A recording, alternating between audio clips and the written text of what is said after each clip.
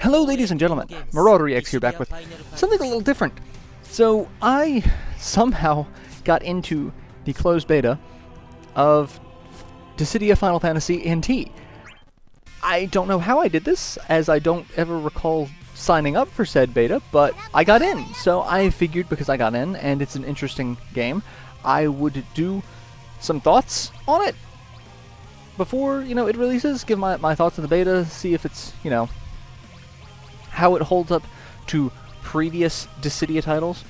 For those of you who don't know what the Dissidia franchise is, it's Final Fantasy's fighting game, basically. Originally on the PSP, you had Dissidia and Dissidia Duodecim, which were the two PSP entries, which was a one-on-one fighter, where you picked against either a hero or villain from a particular Final Fantasy title. For the PSP versions, you had both hero and villain from each of the main numbered titles, 1 through 10, and then you had a hero from 11, and then a villain from 12, and then Duodecim added several supporting characters from various games, so you had like Kane Highwind and Tifa Lockhart added, as well as the original cast. NT, however, is a completely different beast, because it's designed to be a arcade game.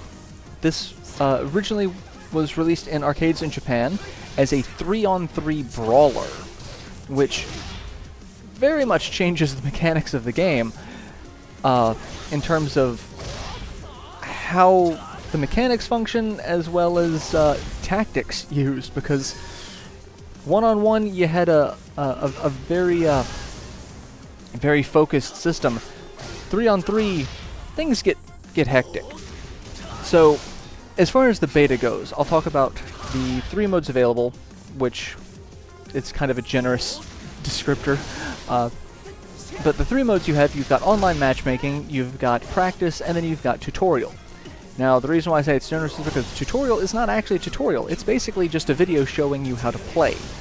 It really has no interaction, because the practice is where you get any sort of interaction, where you play against really, really stupid AI enemies. The first game I played, most of them just stand around, and in these video clips all come from practice because I could not get good footage of the online, and I'll talk about that in a minute. So like you can just sit here and see that the enemies literally just stand around waiting for something to happen, so you just trash them. But it's a great mode to get used to all of the characters' abilities that they have in terms of, if you've played a Dissidia game before and you have an idea of what you're expecting, this gives you a good sense of, okay, how do I adapt to this new game? Because it's different. The online matchmaking, I've had 2 experiences. I've had really smooth, really fun gameplay that you honestly couldn't tell that you were playing online. Everything was working so smoothly, everything was going so well that it almost seemed like it was the practice mode, or what you'd expect playing with people, couch co-op. And then the other side was the games were so laggy, so slow, that they were literally unplayable. I had one match where I would press a button and it was running at about 10 frames a second. So maybe a few seconds later, the game would register the button press. And the problem is, there was no in-between. It was either really smooth or unplayable. There was not a happy medium where it would adjust and be like, okay, well, we can kind of fix the lag a little bit here or there. No, it was the end. There was one game I just completely threw because it's like, I just get me out of this game. And I'm trying not to hold that against it because it's the beta, and again, it's a closed beta, so it's not like everyone is available to play.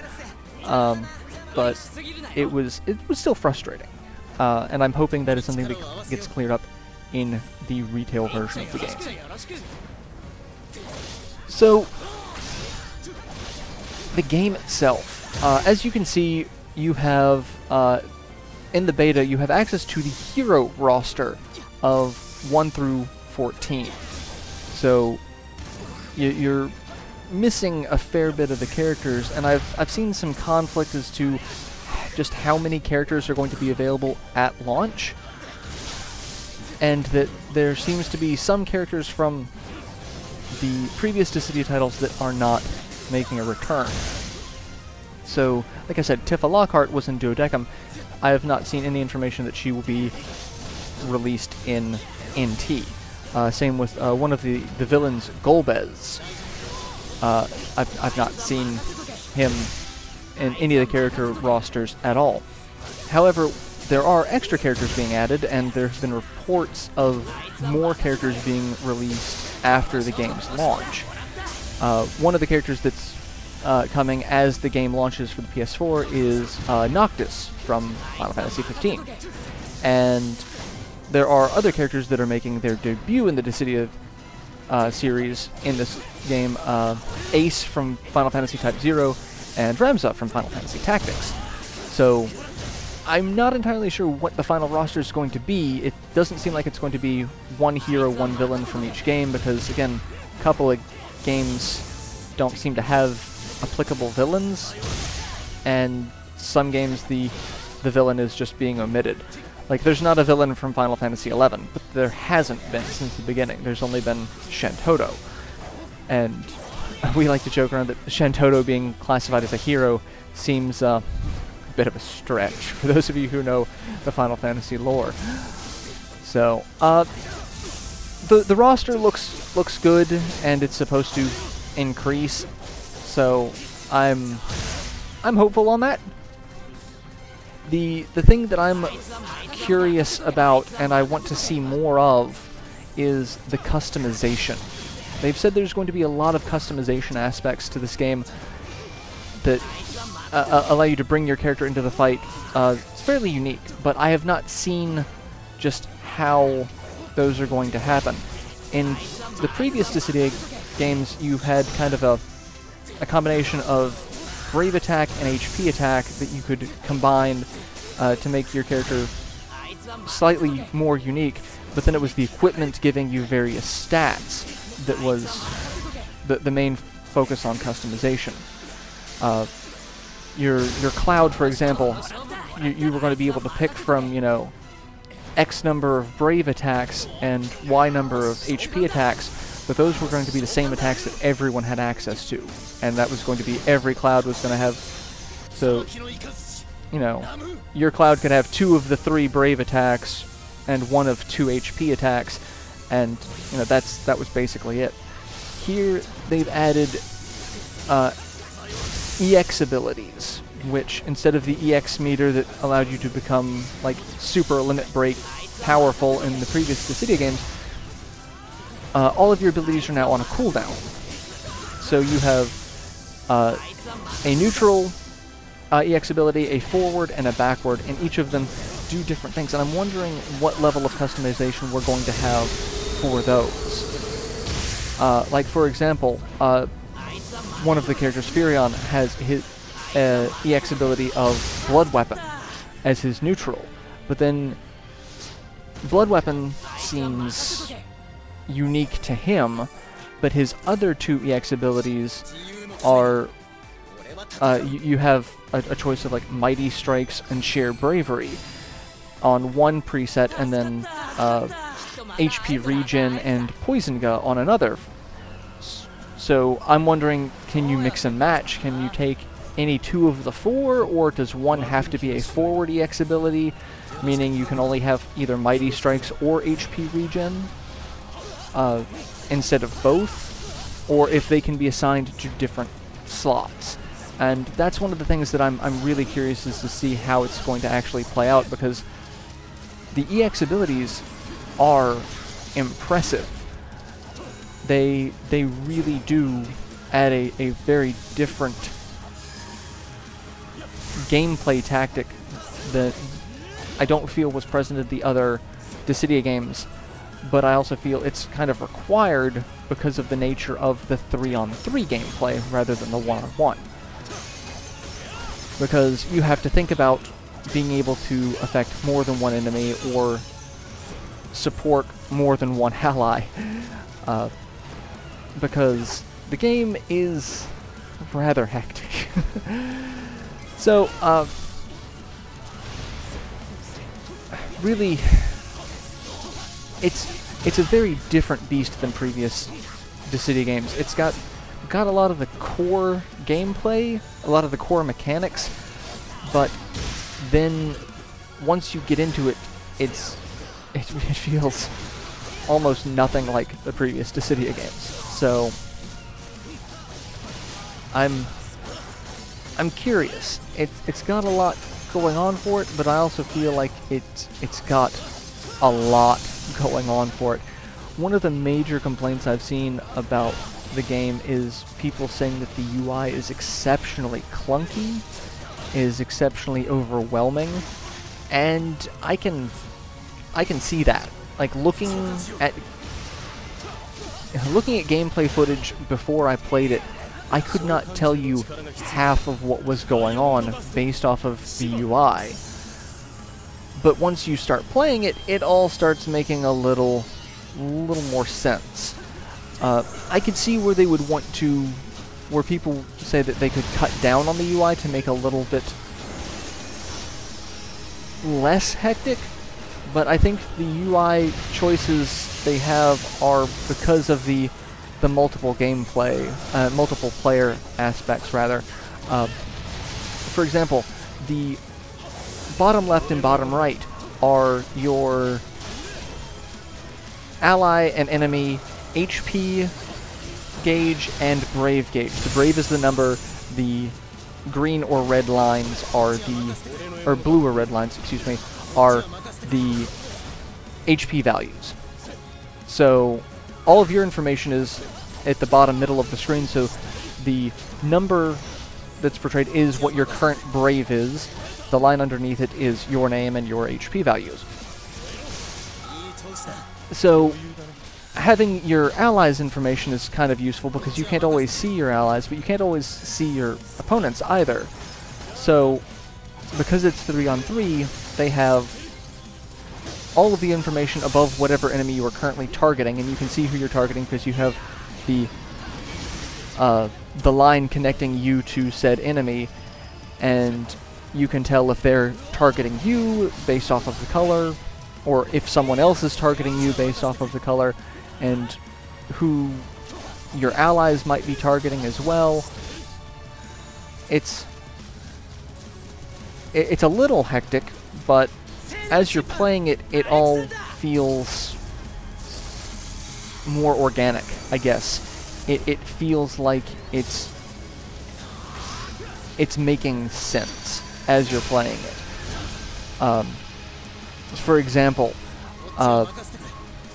if you see like a red 4, 5, and 6 right next to someone's name, that means you can tell all of the enemies are attacking, or targeting rather, one of your particular allies or yourself. But if you see like a 4, 5, and 6 spread out, you can tell that's who is attacking who.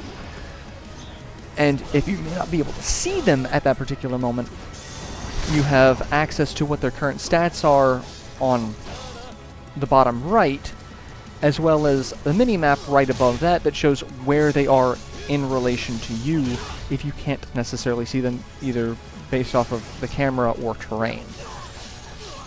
So I really don't see how they could make the UI any less clunky without making it a little harder to make a strategy for. But I also personally, I thought it was clunky going into it, but once I've played it, I didn't notice half of what was going on, really. Because the action itself is a little easier to follow. So, as far as gameplay goes, for those of you who've not played a Dissidia game before, again, it's a fighting game. This version, 3-on-3. You have two types of attacks. You have brave attacks, and you have HP attacks. Brave attacks take away from your enemy brave, add to yours, based off of whatever set damage they do. And the goal is to get enough Brave to do damage to your opponent's HP. You will do damage to your opponent's HP based off of the difference of your Brave and your target's Brave. And so the goal is you want to get a ton of Brave and then do an HP attack to actually do damage to their HP. When you do that, your Brave resets to 0 and then will slowly build back up to 1,000. Meaning you have to kind of plan out, you can't just get a ton of Brave and then go on a murder spree. So, the Brave and HP attacks still basically the same type as from previous Dissidia games. Now they seem to have... It seems like they have less customization in that aspect, because all characters seem to have the same Brave attacks, but you can pick your HP attack based off of what other abilities you seem to want. But I feel like the previous Dissidia games, I could pick between a couple of Brave attacks and a couple of HP attacks. You'd only have one HP attack, I think. I don't know, it's been a really long time. But you had a list of like 4 or 5 Brave attacks and like 2 or 3 HP attacks, and then you could pick a set number of them. So like there was some customization, but like most clouds that you ran into were going to be fairly similar. So you didn't have to worry about, okay, what is this, you know, a fast attack cloud? Is this, you know, slow attack cloud? Is this a ranged cloud? You didn't have to worry about that nearly as much. This game, it seems like they've streamlined a lot. So you've got a set number of... Each character has the same Brave attacks per individual character, so each cloud is going to have the same Brave attacks. The customization is going to come in with the X skills and HP attack. And I'm wondering how that's actually going to play out, because in the beta you have 2 presets per each character that has a unique HP attack and then unique X skills. So you have one HP attack with 2 X skills and another HP attack with 2 different X skills. And I'm wondering how they are going to allow you to customize that.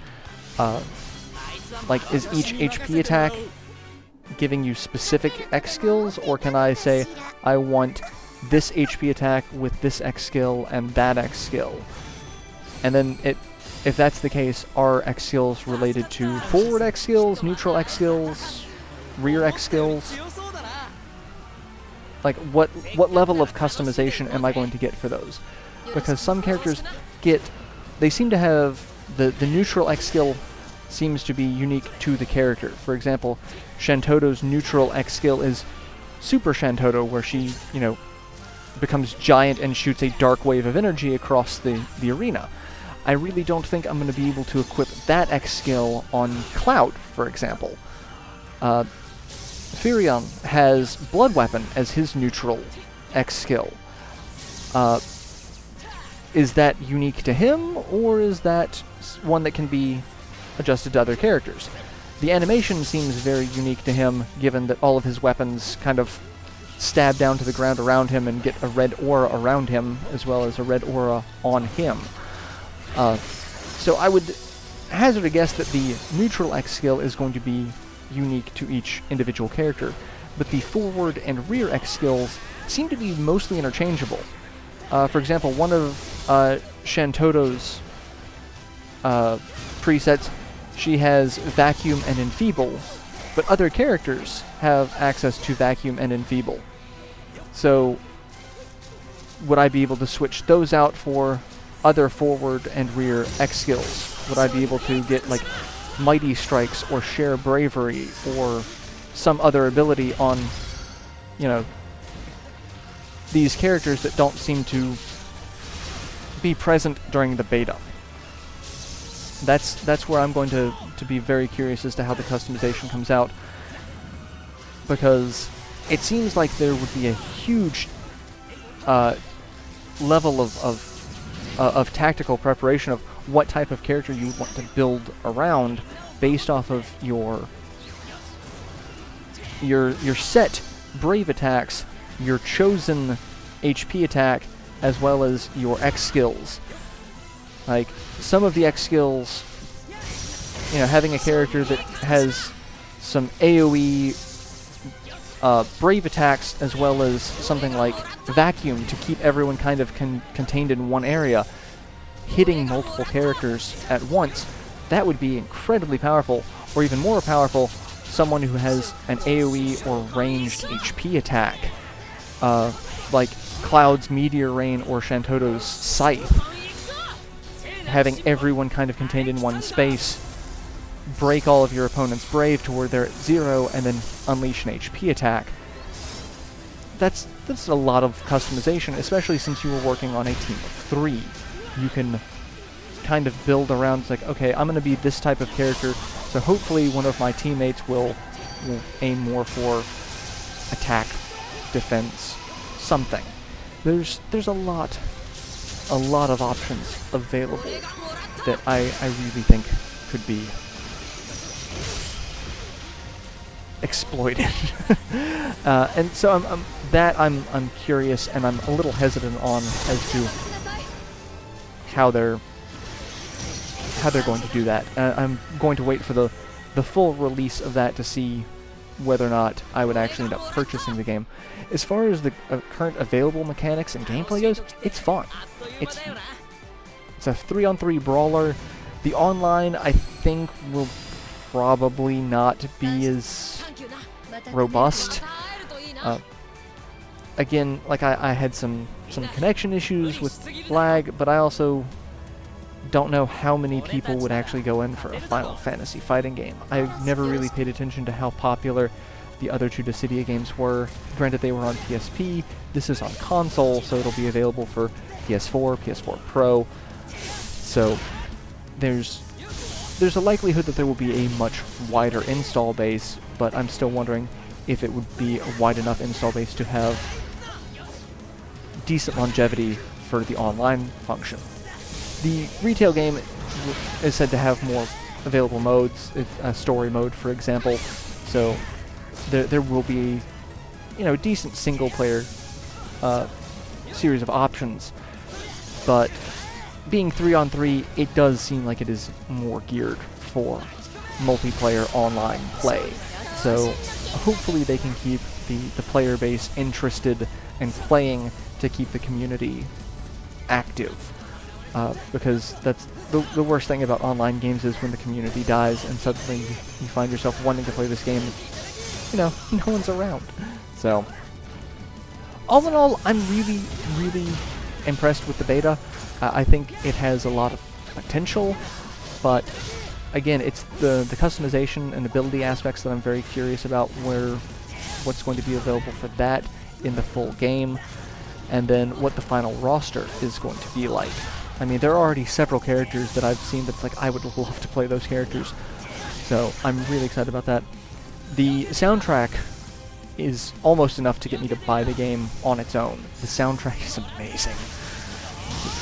The remixed versions of a lot of the songs are just mind-blowing. And then the graphics are actually really good as well. I mean, it's kind of gotta be. It's a Square-Enix game. They have not skimped on graphics since they pushed Final Fantasy VII as being super cinematic, you know, back in the day. So, and those were things that I wasn't really super concerned with. I knew the graphics and soundtrack were going to be, you know, par for Square Enix's course as a main franchise release title. So, wasn't really looking to grade those options, you know, too terribly. But then once I started listening to the soundtrack, I've been listening to the soundtrack when I'm not playing the game, because some of these songs are just so good. So again, that in itself is almost enough to get me to buy the game, just, you know, outright. But I'm going to hold off and see what the final roster is and what the customization options are going to be before I make a final decision on buying the game. But if there's a decent sized roster and they allow, you know, just even base customization at this point, I think it would be entertaining, depending on the game's price point. I would imagine that this is going to retail as a full $60 title, but and probably have a collector's edition version, knowing Square-Enix. But you know, depending on how robust the single player is, depending on how robust the online is, and how large the community ends up being, you know, it's entirely possible that this could very well be a $60 online game, and that be well worth the price of admission. But as far as the mechanics, the gameplay go, it's more than enough to draw me in and keep me interested. I'm looking up information on this almost daily, trying to find out every little tidbit I can about this. You know, the characters that aren't playable in the beta, what are their move sets, what are their styles. You know, it's interesting, it's unique. I might do a more in-depth review on the actual gameplay mechanics. Like, for those of you who may not have played a Dissidia game before, if you're interested in how this compares to other Dissidia games, I can boot up the old ones and play those and do like a more marked comparison, because it really is a very different beast.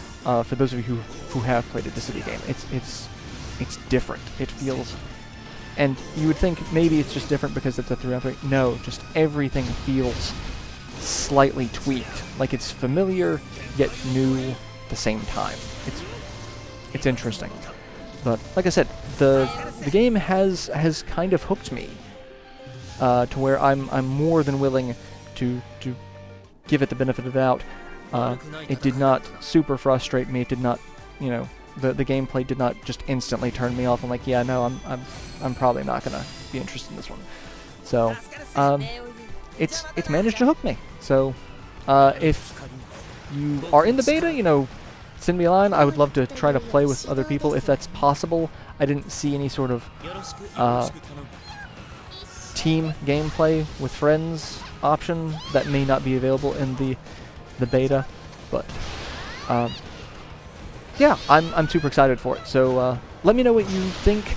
Let me know what you guys would like to see more of for the NT beta, like maybe another video, maybe a live stream, whatever. Let me know your thoughts. I'm curious, because this is...